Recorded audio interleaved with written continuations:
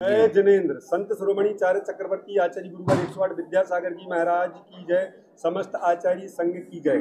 आज हमारे साथ में बाल ब्रह्मचारी संजीव भैया कटंगी वाले, वह अपने कुछ आचार्य के प्रति अपने विचार रखेंगे। भैया जी वंदना। विजित मदन के तुम निर्मूलम निर्विकारम रहित सकल संगम संयमासक्त चित्तम सुनय निपुण भावम ज्ञाति तत्व प्रपंचम जननु मरणु भीतम सदि गुरुम नौमि नित्यम। आचार्य भगवान के चरणों में बारंबार नमोस्तु करता हूँ। सर्व संघ के चरणों में बारंबार नमोस्तु निवेदित करता हूँ। विगत दिनों से आचार्य महाराज के चरणों में रहने का सौभाग्य प्राप्त हुआ। एक प्रसंग ख्याल कराता हूँ। आचार्य महाराज ने एक दिन हमसे पूछा, ब्रह्मचारी जी सम्यक त्वम चा, इसका क्या अर्थ है?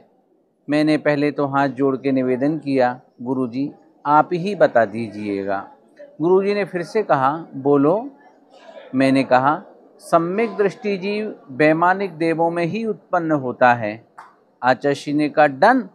मैंने भी अंगूठा उठा करके कहा डन। आचार्य ने क्या बोला जरा गौर से सुनना। मीठी मीठी तालियां बजाते हुए आचार्य महाराज ने कहा, अब तो पक्का हो गया, मैं तो वैमानिक देव ही बनूंगा, लेकिन मैं स्वर्गों में नहीं रहूंगा, मैं तो सीमंदर स्वामी के समो शरण में रहूंगा। मैंने कहा युगमंदिर के पास भी रहेंगे? बोले युगमंदिर के पास भी रहूंगा, मैं तो बाहु और सुबाहु के पास भी जाऊंगा। मैंने कहा 20 तीर्थंकर के समो शरण में जाएंगे? आचार्य जी बोले ना ना, मैं तो सीमंदर स्वामी के पास ही अपना पूरा समय व्यतीत करूंगा। आगे और क्या बोला, वहाँ से मैं तो मनुष्य बनूंगा, अल्पायु में दीक्षा ले लूँगा, मैं तपस्या करूँगा, कर्मों को काट करके मैं तो सिद्ध भगवान बन जाऊँगा। आचार्य मीठी मीठी तालियां बजाते हुए उद्गार अपने प्रकट करते रहे। मैंने झट से कहा, आचार्य जी अब तो पक्का है, आप अपने मुख से जो बोलते हो ना वो हो ही जाता है, आप बहुत जल्दी भगवान बनेंगे। पर आचार्य जी हमको भूलना नहीं, हम लोगों को भूलना नहीं, अपने पास बुला लेना। आचार्य ने कहा ओम शांति। वाकई ये तय है, हमारे आचार्य महाराज ऐसे महान थे। कुछ लोग तो जन्म से महान होते हैं, कुछ पर महानता थोप दी जाती है, लेकिन कुछ महानता अर्जित करते हैं। आज जिस व्यक्तित्व का हम यहाँ पर स्मरण कर रहे हैं वो जन्म से महान नहीं हुए, उनके शिष्यों ने उन्हें महान नहीं बनाया, किसी ने उन पर महानता नहीं थोपी, बल्कि उन्होंने अहिंसा के क्षेत्र में, राष्ट्र हित के क्षेत्र में, धर्म और दिगंबर जैन संस्कृति के उद्धार में जो मानवीय कार्य किए हैं, जो अद्भुत कार्य किए हैं, जिनके कारण दुनिया उनके चरणों में आज नतमस्तक है। धन्य सदलागा की वह भूमि जिसने अपने गुलशन में विद्याधर जैसे पुष्प को पल्लवित किया। कृतज्ञ है वह तिथि, कृतज्ञ है वह समाधि मरण की वह तिथि जो आज स्वर्ण अक्षरों में इतिहास में अंकित हो गई। आचार्य महाराज हमारे बीच में नहीं हैं।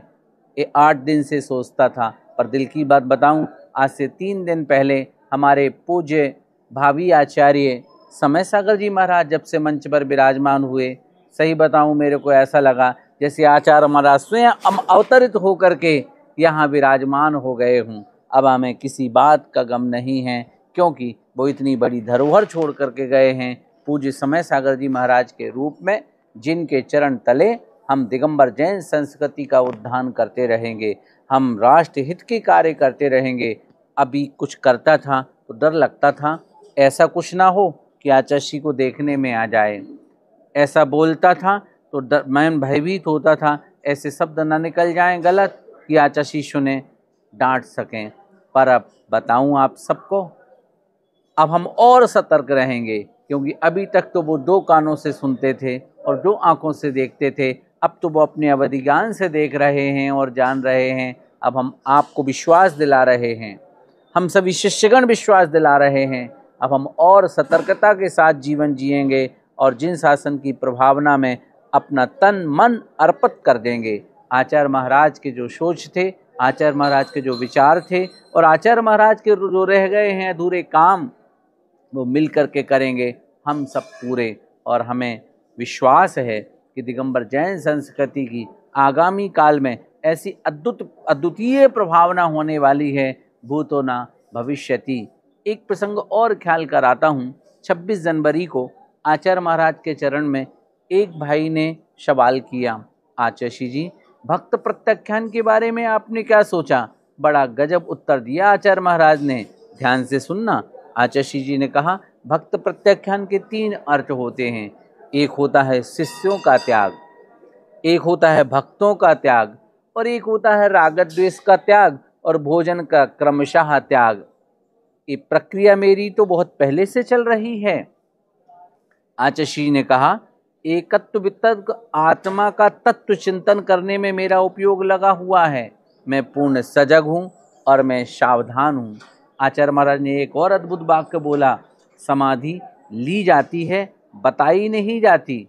आचार्य महाराज अनियत बिहारी थे, कहीं जाते थे किसी को बताते नहीं थे, कोई कार्यक्रम होता था तो उसका वचन नहीं देते थे, पर हमें ये ज्ञात नहीं था कि वो समाधि भी इसी प्रक्रिया से कर लेंगे। देखो ना, समाधि ले तो ली थी, किसी के सामने ये बात आई नहीं, वो चाहते भी नहीं थे। और ठीक भी है, यदि जन सामान्य को ये बात ज्ञात हो जाती कि हमारे भगवान समाधि की साधना में लगे हुए हैं, तो मैं आपको बताऊं, विश्व के कोने का ऐसा कोई श्रावक नहीं बसता जो इस स्थल पर नहीं आता, फिर व्यवस्थाओं को कौन संभालता। आचार्य महाराज इतने गंभीर थे, उन सब बातों का ख्याल रखते हुए उनने अपनी अंतरंग साधना को निरंतर गतिमान रखा और अपने उच्चतम गंतव्य पर वो पहुंच गए। आज वो स्वर्ग में नंदीश्वर की वंदना करने के लिए आ रहे होंगे, स्वर्ग से अकृत्रिम जिनालयों के वहाँ दर्शन कर रहे होंगे, कभी पंचमेरु के दर्शन कर रहे होंगे, तो कभी रुचिकबर और कुंडलबर द्वीप में विराजमान अकृत्रिम जिनालयों के दर्शन कर रहे होंगे, और सिमंदर स्वामी का उपदेश सुनने में तो वो तत्पर होंगे ही होंगे। आचार्य महाराज ने ज्ञान की जिस गहराई को प्राप्त किया था वो अनूठी और अद्भुत है। एक बात और बताऊं, पिछले दिनों में नेवरा में हम आचार्य महाराज के चरणों में बैठे। आचार्य जी ने मुझे अंतिम 2 उपदेश दिए जो अब जिंदगी भर मेरे को ख्याल रहेंगे। आचार्य जी ने पहले कहा, संजीव आत्म प्रशंसा से और पर निंदा से बचते रहना। मैंने कहा, आचार्य श्री जरूर इस बात का ख्याल रखूंगा। एक श्लोक और उन्होंने सुनाया था जिसका भाव आपके सामने रखता हूँ। उन्होंने कहा था, सबको क्षमा कर देना। करोड़ों पुष्प चढ़ाने से जितना पुण्य मिलता है उससे लाख गुना फल एक स्तोत्र के पढ़ने से लगता है। एक स्तोत्र के पढ़ने से जितना फल मिलता है, जप करने से उससे लाख गुना फल मिलता है। करोड़ों जप करने से जितना फल मिलता है उससे अनंत गुना फल किसी की गलती को क्षमा कर देने में लगता है। मैंने आचार्य जी से कहा, पर्युषण के व्याख्यान में कई वर्षों से व्याख्यान कर रहा था, बात पकड़ नहीं आ रही थी। आज आपका उपदेश हृदय में स्पर्श किया है, मैं ज़रूर इस बात का ख्याल रखूँगा।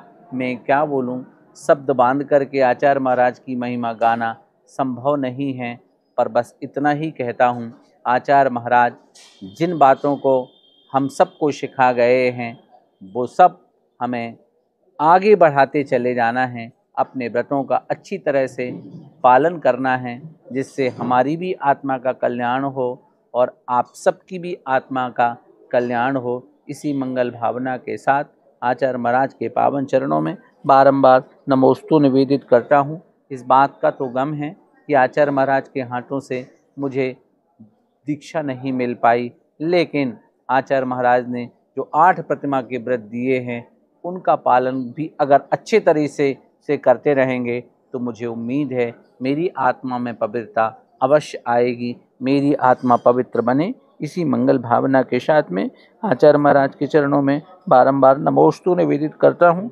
आचार्य जी आप जहाँ भी हो मेरा भावपूर्ण नमोस्तु स्वीकार करिएगा, और कोई गलतियाँ हमसे हो गई हों आचार्य महाराज हमें क्षमा करिएगा।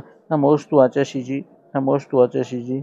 नमोस्तु आचार्य। बोले संत शिरोमणि चार्य चक्रवर्ती आचार्य गुरुवर 108 विद्यासागर जी महाराज की जय। समस्त आचार्य संघ की जय। भैया जी वंदना वंदना वंदना।